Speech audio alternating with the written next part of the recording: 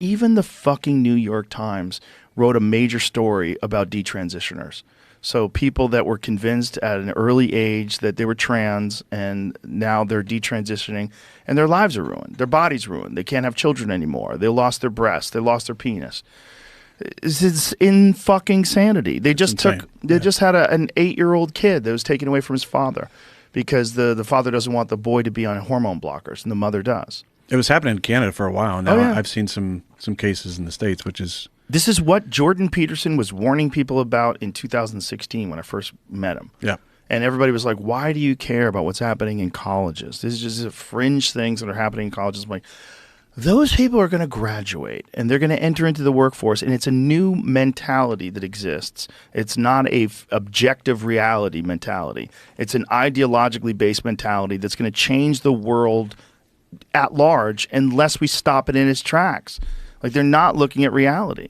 The fucking detransitioner thing, the fact that it's in the New York Times is big. But do you know why? I mean, there's a whole story that somebody wrote about it. It's because of trial lawyers.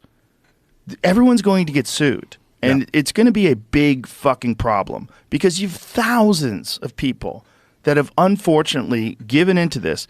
Kids are extremely malleable. They're extremely easy to manipulate. They're extremely easy to influence. We've always known this. It's one of the reasons why you don't let children get tattoos. It's one of the reasons why you don't let children join the military. It's one of the reasons why you don't let children have children. It's one of the reasons why we have ages of consent, because we know that they're not young enough, they're not smart enough, they're not old enough to make their own decisions. They can be manipulated. So if they can be manipulated that way, why the fuck would we think they can't be manipulated by this emerging market, which is gender care? This gender-affirming care. Have you ever seen the map of like gender care from 2007 versus 2022? Have you ever seen that? Yeah, I saw it somewhere. Yeah. Here, I can send it to you, Jamie, so you can take a look at it. But it's fucking bananas. It's a business. My friend, who is a doctor, told me that his friend, who is a plastic surgeon, who moved into gender transition care, he told me the difference between what that person gets paid for an arthroscopic surgery versus what they get paid for a gender transition. I forget what the number was for arthroscopic surgery, but for the gender transition, he gets $70,000 every time he does this. And he goes, and this guy is raking it in. He's doing them all week. It's so scary. It's the cure to all that ails for a lot of people. They think, oh, well, this is what's going to fix me. I'm fucked up. Why am I fucked up? What's wrong with me? What's my problem? Oh, I'm really a girl, or oh, I'm really a boy. And kids want to be, they don't want to be an outsider. They want, exactly. It's kind of in vogue to be non-binary or whatever. 30% of kids today recognize themselves either as trans, gay, bi, or non-binary. 30%. Now look at this. Yeah. The pediatric gender clinics in 2007, there was 2. One was in Virginia, and one, it looks like it was in Massachusetts, and now look at them. They're all over the country. And this is in 2022. I mean, that's crazy. The idea that this is just, they're recognizing there's a problem that didn't exist, that existed all the time but wasn't being treated, that's nuts. That doesn't make sense, especially when you're talking about children. They're fucking kids. Yeah, they're kids. Kids. And there's a thing called Munchausen's by proxy, where women, sick women, will make their children ill. They will do it on purpose so that they get attention for their children. There's been women out there, evil, crazy people, that have poisoned their children. Yeah, I've seen a couple of the documentaries about it. It's nuts. Yeah. It's a psychological disorder, just like gender dysphoria. It's a psychological disorder. It's always been listed as a psychological disorder. And now in 2024, everyone who is a man who thinks he's a woman is brave and amazing. No one's sick. So you're allowing people that are absolutely perverts and sex offenders to go into women's locker rooms with a heart on, and no one can say anything. And if you say something, they will protest your business and shut you down. There's no room for any nuance. There's no room for someone to say, hey, listen, for some people, there's clearly this thing in them that makes them feel like they're in the wrong body. And if we are compassionate and if we are kind, we would want that person to be able to express themselves in any way they want that makes them feel better, that helps everybody.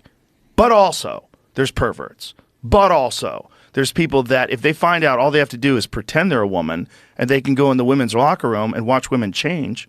They'll do that too. You see, I'm sure you've seen the guy in Canada, the 50-year-old man that identifies as a 15-year-old girl and got to change in the young girls' locker room and got to compete with these young girls. It's utter, complete insanity. Psychosis. Yeah. Yeah. First of all, you're 50. You're not 15. Period. That's not negotiable. You know, you live a certain amount of time, period. You can't say I identify as a baby and then wear diapers and have everybody take care of you. That's fucking crazy.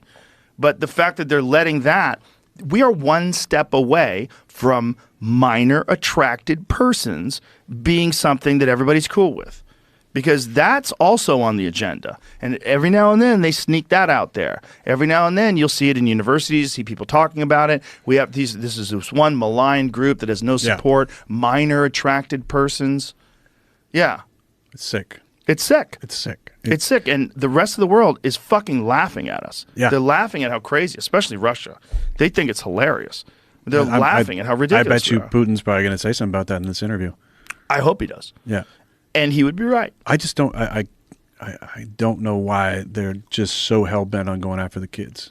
Obviously, I think it's money. There's huge money in it. I think it's money, and it's also the waving the flag of woke. You know, I mean, it's just it's crazy. It's really weird. But you've had people on here talk about the development of the brain, right? And it's all the way to what? 25 for men. Young women develop earlier. They get their shit together quicker. But we know that in real life. Yeah. There's something about men we don't get it. I mean, I think back to the time when I was 21. Yeah, I was a fucking idiot. Yeah, just pumped up, full of hormones, and just driving too fast and doing stupid shit. Yeah, that's why they get young men to go to war. They don't know any better. Yeah. But leave the kids alone. Leave the fucking kids alone. Especially, you know, what's really hilarious. There's this guy that interviewed all these people and said, do you believe that it's okay to encourage young people to transition? All these blue-haired people are like, yes, I do. To Catholicism? And they're like, no.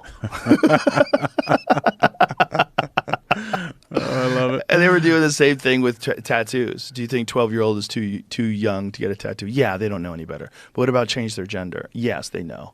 Okay.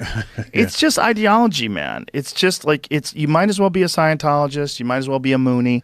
It's the same thing. It's the same sort of religious-like thinking that exists in all sorts of groups of people that we call cults.